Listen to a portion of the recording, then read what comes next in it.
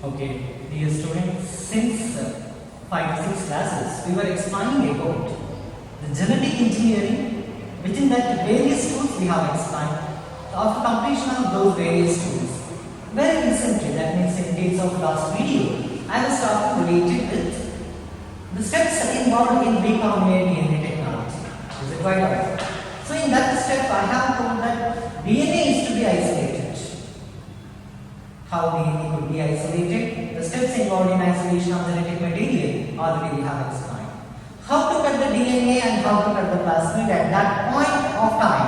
I have told that vectors and the gene of interest both are to be cut with same restriction enzyme. Is it right? Then the question is, if the copy of DNA is less, for example, we are having single copy of the gene. We are having single copy of gene of interest. If number should be increased, that means if you want to amplify the DNA molecules means, how it is possible? That will be explained here. Our intention is to increase the number of copies of DNA. As I have told previously, one copy of the notes can be distributed to all the students of a particular college. How? By Xerox means. Is it right or one day one notes in another 350 members in circulate ಮಾಡಬೇಕು ಮಾಡ್ತೀರಾ ಕೇಳಿದಾಗ ನಾವು Xerox ಮಾಡ್ತೀವಿ. Xerox ಅಂದ್ರೆ original ಹೇಗಿರುತ್ತೋ ಹಾಗೆ ಅದಕ್ಕೆ duplicate copies. ಹೌದು. For example biotechnology notes ಅನ್ನು ನಾನು Xerox ಮಾಡಿಸಿದ್ರೆ ನಿಮಗೆ ಬರಬೇಕಾದ ಲಿವಿಂಗ್ ವರ್ಡ್ ನೋಟ್ಸ್ ಆಗಿ ಚೆಕ್ ಬರುತ್ತೆ ಅದು. How you have given the original material, the Xerox will be the same. Is it right or ಹಾಗೆಯೇ ಒಂದು DNA ಕೊಟ್ಟಿದೆ ಅಂದ್ರೆ ಅದರದೇ copies, number of copies of the same DNA molecule can be produced. But how this increase in the number of copies of DNA can be done ಅಂತ ಹೇಳಿದಾಗ we need to mention polymerase chain reaction. ಅಂದ್ರೆ ಹೆಚ್ಚಿನ ಸರಿ ನಾವು ಇದನ್ನ polymerase chain reaction ಅಂತ ಹೇಳೋದೇ ಯಾವಾಗಲೂ ಕೂಡ ಅದನ್ನ PCR ಹಾಗಾದ್ರೆ expansion of PCR ಅಂದ್ರೆ polymerase chain reaction. ಸರಿ ಹಾಗಾದ್ರೆ ಏನು ಅಂತ ಕೇಳಿದ್ರೆ ಇದು ಬರುತ್ತೆ ಹಾಗೆ it is the process of amplification of DNA. Amplification means increase in the number of copies.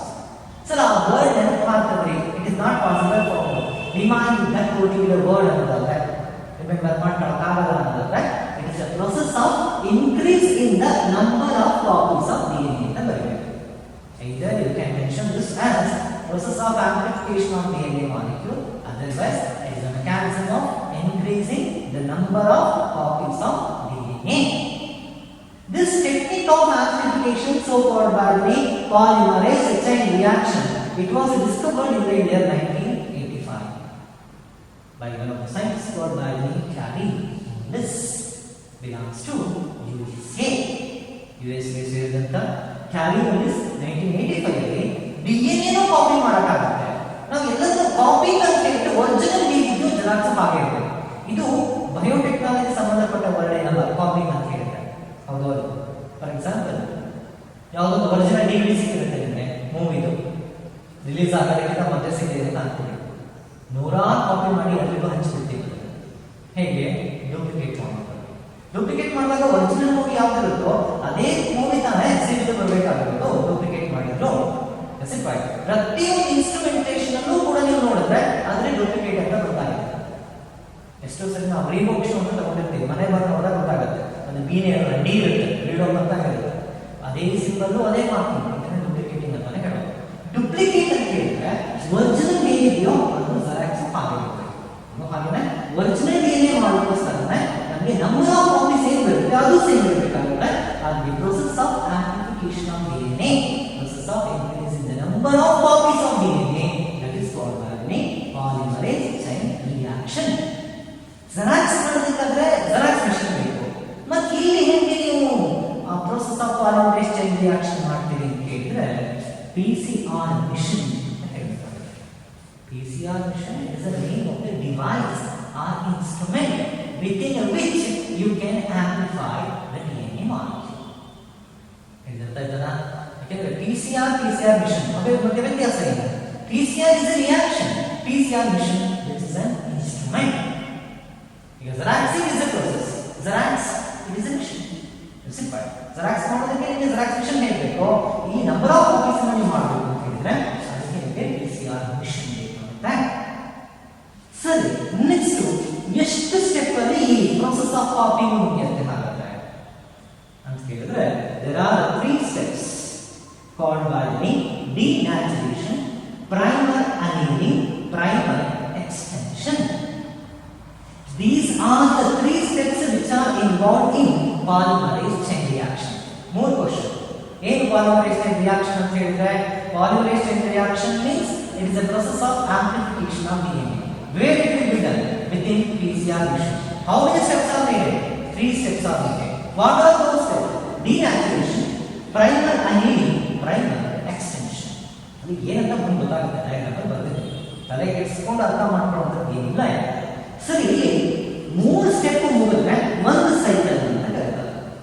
Cycle ಗೊತ್ತಾಗುತ್ತೆ. At the end of all the 3 steps ಅಂತಂದ್ರೆ ಒಂದು ಸೈಕಲ್ is completed. ಒಂದು DNA ಕೊಟ್ಟು ಒಂದು cycle ಮುಗಿದ್ರೆ 2 copies of new DNA molecules will be obtained. ಒಂದು DNA ಹಾಕಿದ್ರೆ 3 step ಮುಗಿದಲ್ಲ, ಯಾಕೆ DNA ಬರ್ತದೆ ಕಾಪಿ ಕೇಳಿದ್ರೆ 2 copies. 2 ಸೈಕಲ್ ಮುಗಿದ್ರೆ 4 copies ಬರುತ್ತೆ.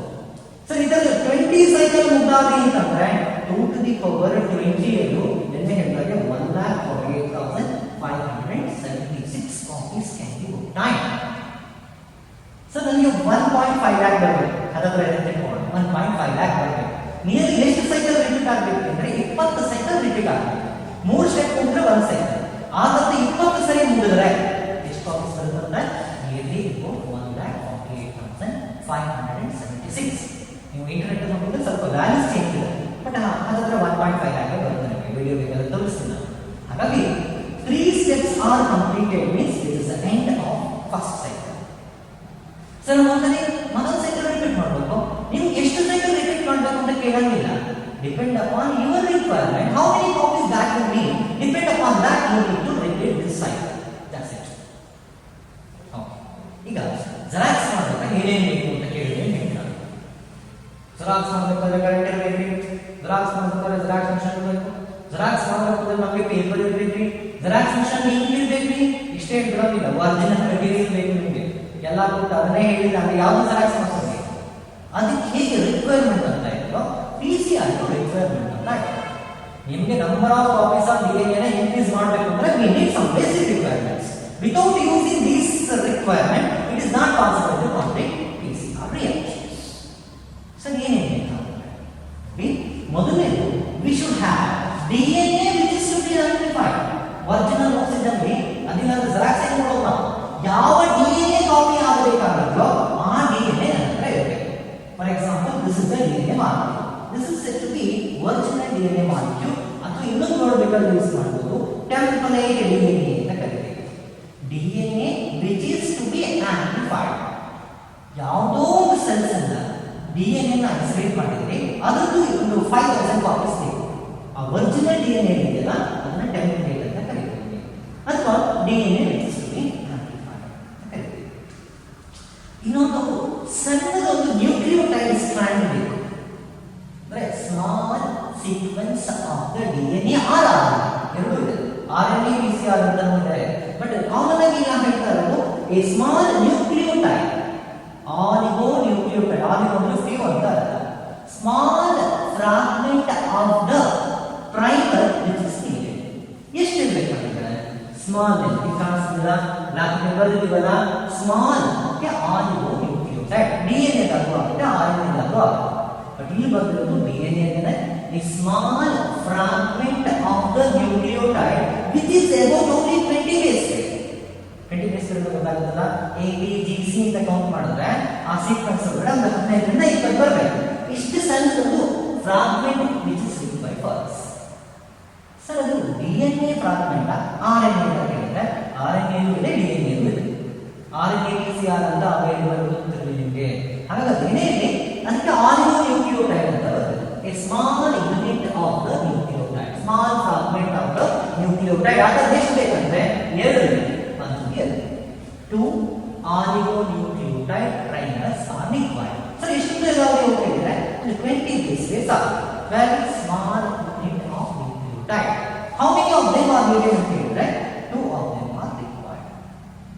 In nucleotide triphosphate ಅಂತ ಬರುತ್ತೆ ನೋಡಿ, ನಿಮಗೆ ಲಾಸ್ಟ್ ಇಯರ್ ನ್ಯೂಕ್ಲಿಯೋಸೈಡ್ಸ್ ಅಂದ್ರೆ ಏನು, ನ್ಯೂಕ್ಲಿಯೋಟೈಡ್ಸ್ ಅಂದ್ರೆ ಏನು ಅಂತ ಹೇಳ್ಕೊಡ್ತೀವಿ. ನಿಮ್ಗೆ ಹೇಳಿ ನೆನಪಿರಬೇಕು, deoxyribosine monophosphate, deoxycytidine monophosphate, deoxythymidine monophosphate, deoxyguanine monophosphate. These are the nucleotides of DNA ಅಂತ ಕರೀತಾರೆ. ಈಗ ಫಸ್ಟ್ ಇಯರ್ ಹೇಳಿದ್ರೆ ನೆನಪಲ್ಲಿ ಇಟ್ಕೋಬಹುದು. ನ್ಯೂಕ್ಲಿಯೋಟೈಡ್ಸ್ ಅಂದ್ರೆ ಏನು ಅಂತ ಗೊತ್ತಿರಬೇಕು. Nitrogen bases plus deoxyribose sugar plus phosphate group, ಇವು ಮೂರು ಸೇರಿದ್ರೆ ನ್ಯೂಕ್ಲಿಯೋಟೈಡ್ಸ್ ಆಗುತ್ತೆ. What are the different nucleotides of DNA ಅಂತ ಕೇಳಿದಾಗ deoxyadenosine monophosphate, deoxycytidine monophosphate, thymidine and guanine monophosphate. ಆದ್ರೆ ಏನಂದ್ರೆ nucleotides are required even we need the same. ನಾಲ್ಕೇ ಬೇಕಾಗಿದೆ, 4 DNA ಒಳಗಡೆ AGTC ಬೇಕು ನಮಗೆ, ನ್ಯೂಕ್ಲಿಯೋಟೈಡ್ಸ್ ಬೇಕು. ಆದ್ರೆ ಇಲ್ಲಿ ಮಾನೋಫಾಸ್ಫೇಟ್ ಫಾರ್ಮ್ ಅಂದ್ರೆ ಇಲ್ಲಿ ಟ್ರೈಫಾಸ್ಫೇಟ್ ಫಾರ್ಮ್ ಇದೆ.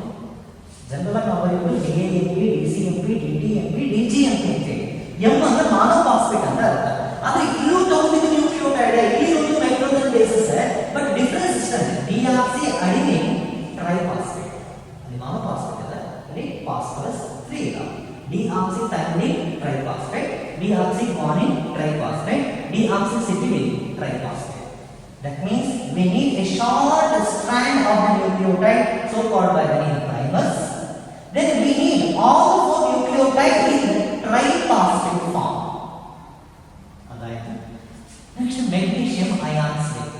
Mg2+ ಅದೇ ವಿಶೇಷ ಅಲ್ಲ, ಅದು ಕೂಡ ಬೇಕಂತ ಹೇಳಿ. ಜೊತೆಗೆ ಒಂದು ಎಂಜೈಮ್ ಬೇಕು, most important 1 marks question for any examination. One important special enzyme is required. Its name is Taq polymerase. This enzyme is thermostable. Thermostable means what? They can resist the temperature, high degree of temperature that they can tolerate. That kind of enzyme we need. Generally, any enzyme they can get denaturated at 37 degrees centigrade. Most of them. Last year we enzymatic activity ಹೇಳ್ಬೇಕಾದ್ರೆ ನಾವೆಲ್ಲ ಅದು ಹೇಳ್ಕೊಡ್ತೀವಿ. With the increase in the temperature, even activity of enzyme also increases, but only up to certain limit. Generally about 35 to 37 degrees centigrade is the maximum temperature that an enzyme can tolerate. ಯಾವುದೇ ಒಂದು enzyme ಹೆಚ್ಚು 30 degree ತಡ್ಕೊಳ್ಳುತ್ತೆ. Sir ನಾನು ಅದಕ್ಕೂ ಜಾಸ್ತಿ temperature ಬಿಡ್ತೀನಿ ಅಂದ್ರೆ enzyme ಡಿನ್ಯಾಚುರೇಟ್ ಆಗುತ್ತೆ. But ನಾವು ತಗೊಂಡಿದ್ದೀವಲ್ಲ ಎಂಜೈಮ್ ಅದು ಏನಂತದ್ದು thermostable. Even they will never get denaturated even if the temperature nearly about 98 degrees centigrade. ಅದಕ್ಕೆ ಅದು ಏನಂತ ಕರೆದಿದ್ದೀವಿ, thermostable. thermo ಅಂದ್ರೆ ಟೆಂಪರೇಚರ್, ಸ್ಟೇಬಲ್ ಅಂದ್ರೆ ಸ್ಟೇಬಲ್ ಆಗಿ ಉಳ್ಕೊಳ್ಳುತ್ತೆ. ಎಷ್ಟು ಹೈ ಡಿಗ್ರಿ ಆಫ್ ಟೆಂಪರೇಚರ್ ಇದ್ರೂ ತಡ್ಕೊಳ್ಳುತ್ತೆ ಅನ್ನೋ ಕಾರಣಕ್ಕೆ ಅದಕ್ಕೆ thermostable ಅಂತ ಕೇಳ್ತಾರೆ. ಯೂಶುವಲಿ ಏನು ಕೇಳ್ತಾರೆ ಅಂದ್ರೆ name the thermostable enzyme used in PCR ಅಂತ ಕೇಳ್ತಾರೆ. ಪಾಲಿಮರೇಸ್ ಅಂತಂದ್ರೆ 0, Taq polymerase ಅಂತ ಬರೆಯುತ್ತೆ. What is the special character of the enzyme used in PCR ಅಂತ ಕೇಳಿದ್ರೆ that is thermostable. ಆಮೇಲೆ ನಿಮಗೊಂದು ಅನುಮಾನ ಬರಬೇಕು, ಏನು ಅಂದ್ರೆ ಎಲ್ಲಾ ಟೈಮ್ ಎಂಜೈಮ್ಗಳು 37 ಡಿಗ್ರಿ ಇಂದ ಮ್ಯಾಕ್ಸಿಮಮ್ ಟಾಲರೇಟ್ ಮಾಡೋದು, ಇದ್ಯಾಕೆ ಸರ್ ಸ್ಪೆಷಲ್ ಅಂತ ಕೇಳಿದ್ರೆ ಈ ಎಂಜೈಮ್ ತೆಗೆದಿರೋದು ಎಲ್ಲಿಂದ ಕೇಳಿದ್ರೆ this enzyme so called by the name Taq polymerase, which would be extracted from a bacteria called by the name Thermus aquaticus. It will be naturally found within hot water springs. That is the reason. ಯಾವ bacteria ತೆಗೆದಿರೋದಂತೆ Thermus aquaticus.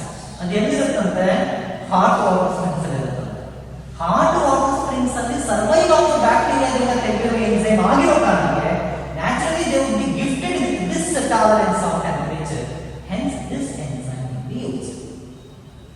Explanation ne ಕೇಳಿದರೆ direct ಆಗಿ list out all the requirement for PCR ಅಂತ ಹೇಳ್ಬೋದು. ಯಾಕೆಂದ್ರೆ book explanation ಇಲ್ಲ, ತುಂಬಾ care ಆಗಿರ್ಬೇಕು ಈ ವಿಚಾರದಲ್ಲಿ. ಬುಕ್ ಬೇಕಾದ್ರೆ ನೋಡ್ಬೋದು, ಡಯಾಗ್ರಾಮ್ ನೋಡ್ಕೊಂಡು ಎಕ್ಸ್ಪ್ಲನೇಷನ್ ಇಲ್ಲ ಅಲ್ಲಿ. ಬಟ್ ಈ ರಿಕ್ವೈರ್ಮೆಂಟ್ಸ್ ಏನಿದೆ ಇದನ್ನು ಗೊತ್ತಿರಬೇಕು.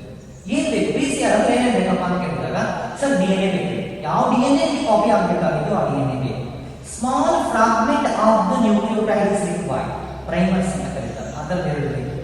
ಜೊತೆಗೆ ನ್ಯೂಕ್ಲಿಯೋಟೈಡ್ಸ್ ಬೇಕು, ಅದು ಟ್ರೈಫಾಸ್ಫೇಟ್ ಫಾರ್ಮ್, ನಾಲ್ಕು ಬೇಕು. ಜೊತೆಗೆ ಇಲ್ಲಿ ಹೇಳಿದಾಗ ಒಂದು ಎನ್ಸೈಮ್ ಬೇಕು, ಟ್ಯಾಗ್ ಪಾಲಿಮರೇಸ್ ಅಂತ ಕರಿತೀವಿ, ಥರ್ಮೋಸ್ಟೇಬಲ್ ಎನ್ಸೈಮ್ ಅದು. ಜೊತೆಗೆ ಮೆಗ್ನೀಷಿಯಂ ಅಯಾನ್ಸ್ ಬೇಕು. ಇದೆರಡು ಬರೀಬೇಕು ಅಂತ ಏನಿಲ್ಲ, ಆದ್ರೂ ಗೊತ್ತಿರಬೇಕು ಅಂತ ಕಾರಣಕ್ಕೆ ಬರ್ತಿರೋದು. ಯಾವುದು ಕೇಳಿದ್ರೆ ಎಪೆಂಡಾಫ್ ಅಂತ ಕರಿತೀವಿ. ಮತ್ತೊಂದು ಇಷ್ಟು ಪ್ರೊಸೆಸ್ ಮಾಡೋದ್ರಲ್ಲಿ ನಾವು ಮೂರು ಸ್ಟೆಪ್ ರಿಯಾಕ್ಷನ್ ಎಲ್ಲಿ ನಡೀತದಲ್ಲೋ ಕೇಳಿದ್ರೆ ಯಾವುದೇ ಒಂದು ಟೆಸ್ಟಿಬಲ್ ನಡೆಯುವಂತ ರಿಯಾಕ್ಷನ್ ಅಲ್ಲ, ಇದು ಕೋನಿಕಲ್ ಪ್ರಾಸೆಸ್ ಆಗೋ ರಿಯಾಕ್ಷನ್ ಅಲ್ಲ, ಅಥವಾ ನಮಗೆ ಗೊತ್ತಿರೋ ಯಾವುದೇ ಇನ್ಸಿಡೆಂಟ್ ಅಲ್ಲೂ ಆಗೋದಲ್ಲ, PCR ಮಿಷನ್ ಒಳಗಡೆ ಆಗುತ್ತೆ. ಹಾಗಾಗಿ PCR ಮಿಷನ್ ರೆಡಿ ಇರಬೇಕು. ಇದಿಷ್ಟು ರಿಕ್ವೈರ್ಮೆಂಟ್ಸ್ ಫಾರ್ PCR ಆಯ್ತು. ಮಾಡೋದು ಹೆಂಗೆ, ಸ್ಟಾರ್ಟ್ ಮಾಡೋದು ಹೆಂಗೆ, ಇದನ್ನ ಪ್ರೊಸೆಸ್ ಹೇಗಾಗುತ್ತೆ ನೋಡೋಣ. ರಿಕ್ವೈರ್ಮೆಂಟ್ಸ್ ಗೊತ್ತಿರಬೇಕು, ನಾನು ಕೇಳಿದ್ರೆ ಹೇಳೋಗಿರ್ಬೇಕು.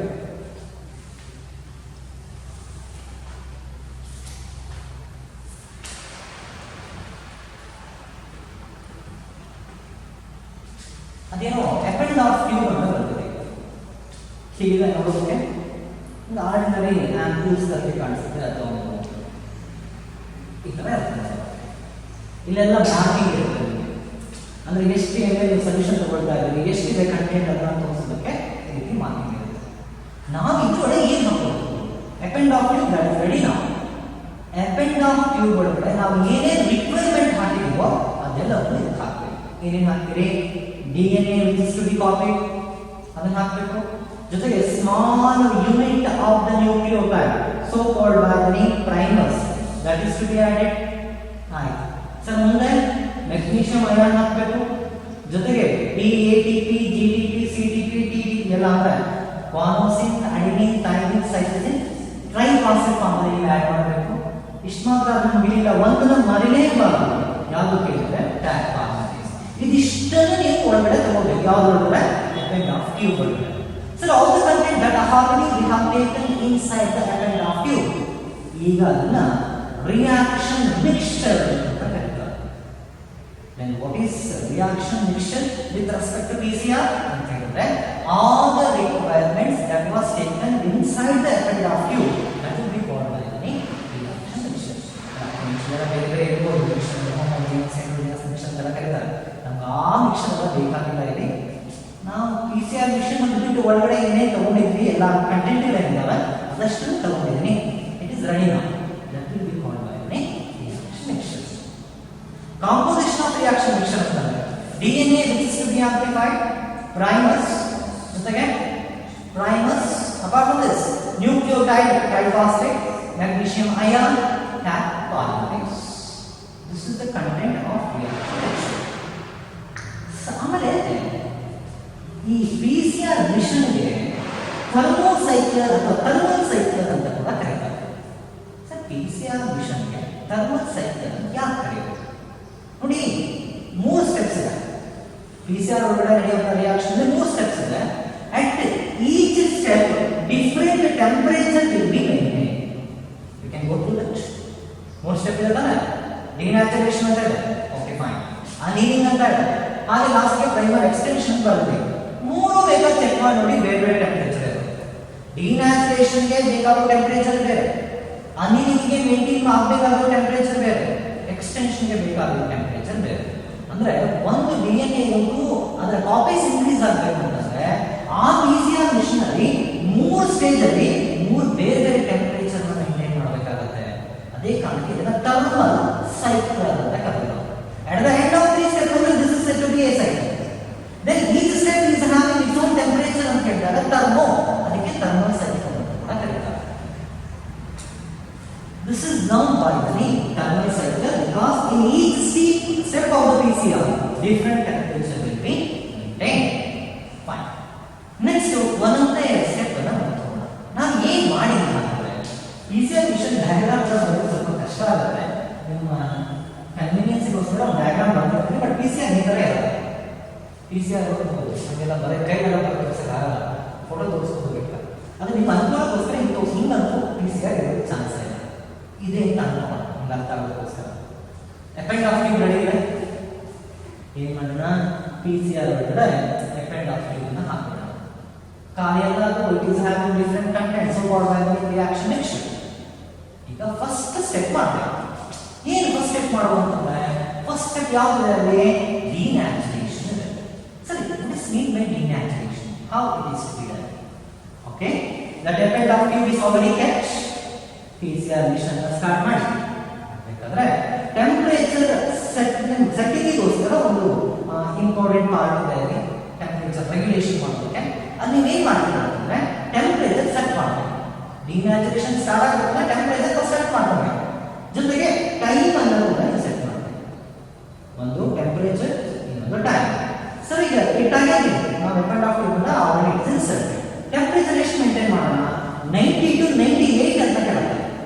ಜನರಲ್ ಆಗಿ ಡಿನ್ಯಾಚುರೇಷನ್ ಇರಬೇಕು ಅಂತಂದ್ರೆ ಟೆಂಪರೇಚರ್ ಎಷ್ಟು ಇರಬೇಕು ಕೇಳಿದಾಗ 90 to 98 ಅಂತ ಹೇಳ್ತೀವಿ. ಜನರಲಿ ನಾವು ಫಿಕ್ಸ್ ಮಾಡೋದು 94 degree centigrade and just for 2 minutes. ಇದಕ್ಕಿಂತ ಜಾಸ್ತಿ ಮಾಡಬಾರ್ದು, ಇದಕ್ಕಿಂತ ಕಡಿಮೆ ಕೂಡ ಫಿಕ್ಸ್ ಮಾಡಬಾರ್ದು. Already we were having depend of you which is already inserted within PCR mission. Temperature and time is set. ಸರಿ, ಒಳಗಡೆ ಏನು ಇರುತ್ತದೆ ಅಂತಂದ್ರೆ DNA ನಮ್ಗೆ ಗೊತ್ತಿದೆ. DNA ಇಟ್ಟಿದ್ದ ಏನಾಗಿದೆ? DNA 94 ಡಿಗ್ರಿ ಸೆಂಟಿಗ್ರೇಡ್ಗೆ ನೀವು ಟೆಂಪರೇಚರ್ ಸೆಟ್ ಮಾಡಿದ್ರೆ ಡಿನ್ಯಾಚುರೇಷನ್ ಅಂತ ಹೇಳಿದಾಗ ನಿಮ್ಗೆ ಗೊತ್ತಿದೆ, ಇಲ್ಲಿ A ಇದೆ, ಇಲ್ಲಿ D ಇದೆ, ಇಲ್ಲಿ G ಇದೆ, C ಇದೆ. ಇದ್ರ ಮಧ್ಯೆ ಹೈಡ್ರೋಜನ್ ಬಾಂಡ್ ಇದೆ. G ಮತ್ತೆ C ಮಧ್ಯ ಆದ್ರೆ ಟ್ರಿಪಲ್ ಬಾಂಡ್ ಇರುತ್ತೆ, A ಮತ್ತೆ T ಮಧ್ಯ ಆದ್ರೆ ಡಬಲ್ ಬಾಂಡ್ ಇರುತ್ತೆ. ಅದೇನಾದ್ರೂ ಆಗುತ್ತೆ. ಬಟ್ ಇಲ್ಲಿ ನೈಟ್ರೋಜನ್ ಬೇಸ್ ಪೇರ್ಸ್ಗಳ ಮಧ್ಯೆ ಇರೋದೇನು? Hydrogen bond. ಡಿನ್ಯಾಚುರೇಷನ್ ಮಾಡೋದಕ್ಕೆ ಅಂತಂದ್ರೆ this hydrogen bond will be broken and sands get separated. So here it was like this, no? Okay, yes, it was like this, but denaturation is completed. Hence, hydrogen bond will be broken and both the strands of that DNA get separated. Understand? ಅದೇ ಒಂದು step ಅನ್ನು ನಾವು ದಾಟಿದ್ದೀವಿ. ಏನು ನಮ್ಮ ಕಣ್ಣಿಗೆ ಏನು ಕಾಣಿಸ್ತಿರಲ್ಲ, ಎಲ್ಲ ಆಗ್ತಾ ಇರೋದು. ಯಾಕಂದ್ರೆ ಟೀಚರ್ ಒಳಗಡೆ ನಡೀತಾ ಇರೋದು ನಮಗೆ ಮಿಷನ್ ಅಷ್ಟೇ ಕಾಣಿಸುತ್ತೆ, ಒಳಗಡೆ ಪ್ರೊಸೆಸ್ ಏನು ಕಾಣಿಸ್ತಾ ಇಲ್ಲ. ಬಟ್ ಆಗಿದೆ ಏನಾಗಿದೆ, ಡಬಲ್ ಸ್ಟ್ರಾಂಡೆಡ್ ಇದ್ದ DNA due to breaking of hydrogen bond they were separated to form single stranded like this. Strands get separated. ಅದೇನು 2 ತಾಸುಗಳಲ್ಲ, 2 ಮಿನಿಟ್ಸ್. ಅದು ಟೆಂಪರೇಚರ್ ಎಷ್ಟು? 94 degree centigrade. Stands get separated. ಸರಿ, ಈಗೇನು ಮಾಡೋದು? ನೀವು ಮತ್ತೆ ಅದನ್ನು ತೆಗೆದು ಚೆಲ್ಲಾಡ್ತಾ ಕೊಡೋದಲ್ಲ, ಅಲ್ಲಿ ಯಾವುದನ್ನ ರಿಯಾಕ್ಷನ್ ಮಿಕ್ಸರ್ ಅಲ್ಲೇ ಇರಲಿ, ಟೆಂಪರೇಚರ್ ಚೇಂಜ್ ಮಾಡಿ. ಟೆಂಪರೇಚರ್ ಚೇಂಜ್ ಮಾಡೋದು ಅಂತಂದ್ರೆ 94 ಡಿಗ್ರಿ ಸೆಂಟಿಗ್ರೇಡ್ ಇಟ್ಟಿದ್ದೀವಿ. ನಾವು temperature is to be reduced, reaction mixer is to be cooled. Cooled ice ಹಾಕಿ ಏನು ಮಾಡ್ತಾರಲ್ಲ, ಅದು here it was set for 94 degree centigrade. Temperature is to be reduced at the second step. ಎಷ್ಟಕ್ಕೆ? 40 to 60. So 94 degree centigrade ಅಲ್ಲಿ ಇದ್ದು reaction mixer ಈಗ 40 to 60 ಗೆ ನಾವು ಡೌನ್ ಮಾಡ್ತೀವಿ ಅಂತಂದ್ರೆ ರಿಯಾಕ್ಷನ್ ಮಿಕ್ಸರ್ ಏನಾಗುತ್ತೆ? ಕೂಲ್ ಆಗುತ್ತೆ. ಸರ್, ಕೂಲ್ ಆದ್ರೆ ಈಗ ಸೆಕೆಂಡ್ ಸ್ಟೆಪ್ ಸ್ಟಾರ್ಟ್ ಆಗುತ್ತೆ. ಏನು ಬರೋದು ಸೆಕೆಂಡ್ ಸ್ಟೆಪ್ ಅಂತ ಹೇಳಿದ್ರೆ ಅನೀಲಿಂಗ್ ಅಂತ ಬರುತ್ತೆ. Primer annealing.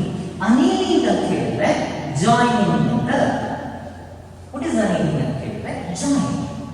ಬೇರೆ ಬೇರೆ ಸಬ್ಜೆಕ್ಟ್ ಅಲ್ಲಿ ಬೇರೆ ಬೇರೆ ಕಡೆ ಬೇರೆ ಬೇರೆ ಅರ್ಥ ಇರಬಹುದು. The same word annealing, it may be having some other definition.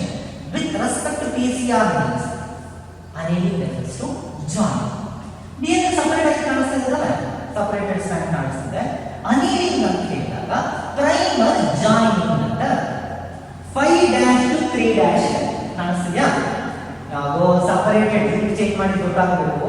Block ಇಂದ ಬರ್ತಿರೋದು ಪ್ರೈಮರ್ ಅಂತ ಅರ್ಥ ಗೊತ್ತಾಗಬೇಕು. Here, this is the first strand of the DNA which runs from 5' to 3'. Now, those two primers, nucleotide short sequences ಅಂತೇಳಿ they will join at 3' end of the parental strand. Complementarily. ಸರ ಹಿಂದಿದ್ರೆ ATGC3 primer ಎಲ್ಲಿ ಬಂದಾಗ್ತದೆ? 3' ಎಂಡಿಗೆ ಬಂದಾಗ್ತದೆ. ಅಷ್ಟು ಮಾತ್ರ ಅಲ್ಲ, complementarily they were binded. Not only for this strand, another strand also, another primer. ಎಷ್ಟು primer ತಗೊಂಡಿದ್ದಾರೆ? 2 primer. ಒಂದು primer 3' ಎಂಡಿಗೆ ಈ ಸ್ಟ್ರಾಂಡ್ ಅಲ್ಲಿ, ಇನ್ನೊಂದು primer 3' ಎಂಡಿಗೆ ಈ ಸ್ಟ್ರಾಂಡ್ ಅಲ್ಲಿ ಹೋಗಿ ಬೈಂಡ್ ಆಗುತ್ತೆ. ಇದನ್ನ ನಾವು ಅನೀಲಿಂಗ್ ಅಂತ ಕರಿತೀವಿ. ಇದು ವಿಶೇಷ ಏನಾಗ್ತದೆ ರಿಯಾಕ್ಷನ್ ಮಿಕ್ಸರ್ ಕೂಲ್ ಮಾಡಿದ್ರೆ ಪ್ರೈಮರ್ ಏನಾಗ್ತದೆ ಜಾಯಿನ್ ಆಗ್ತದೆ ಜಾಯಿನ್ ಆಗಬೇಕಾದ್ರೆ ಎಲ್ಲ ಆಗಬೇಕು ಅಂತ ಹೇಳಿದ್ರೆ ಪೇರೆಂಟಲ್ ಸ್ಟ್ರಾಂಡಿನ 3 ಪ್ರೈಮ್ ಎಂಡಿಗೆ ಹೋಗಿ ಬೈಂಡ್ ಆಗುತ್ತೆ ಜೊತೆಗೆ ಕಾಂಪ್ಲಿಮೆಂಟರಿ ಬೈಂಡಿಂಗ್ ಅಂದ್ರೆ ಸಿ ಇದು ಅಂತಂದ್ರೆ ಪೇರೆಂಟಲ್ ಸ್ಟ್ರಾಂಡ್ ಅಲ್ಲಿ ಪ್ರೈಮರ್ ಹೋಗಿ ಬೈಂಡ್ ಆಗೋದ್ರಲ್ಲಿ ಆ ಜಾಗದಲ್ಲಿ ಜಿನೇ ಇರುತ್ತೆ ಅದಕ್ಕೆ ನೀವು ಬರೀಬೇಕಾದ್ರೆ ಏನು ಬರೀತೀರಿ man reaction mixer is cooled for 40 to 60 degrees centigrade. Those two oligonucleotide primer they will bind with 3 prime end of the DNA complementarily. This is called by the name binding. Still one more step away from the completion of the process.